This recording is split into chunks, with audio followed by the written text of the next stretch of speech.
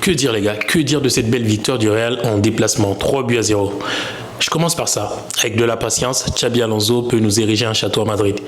Quelle maîtrise de la part du Real Madrid dans cette première partie de la rencontre. 45 minutes totalement maîtrisées. Transmission fluide les gars. Belle connexion créée entre les joueurs. Qu'est-ce que vous avez vu sur le côté gauche? Carreras, Rodrigo, Mbappé, ils ont établi un état de siège sur le côté gauche tout simplement. Ils se sont bien entendus, ils se sont entendus à merveille. Ça c'est une première chose qui était très impressionnante.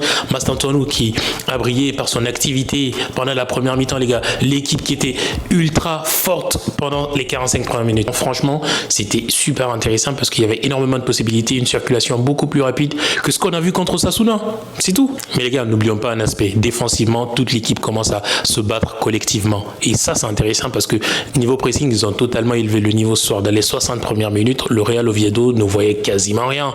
Le Real récupérait tout. À l'image du premier but marqué par le Real, gros pressing de Tchouaméni sur justement le milieu de terrain du Real Oviedo et Mbappé qui fait un gros appel au niveau de la surface et qui nous termine, qui conclut cette action. Ça, c'est impressionnant. Franchement, j'ai vu ça. Et un troisième aspect que j'ai envie de relever pendant cette première mi-temps, ce Real est rassurant. Ils sont rassurants sur quel point? Sur le plan surtout défensif. Dans la récupération du ballon rapide, l'utilisation du ballon de Højsén, l'utilisation du ballon de Carreras, les gars me rassurent au niveau de la défense du Real.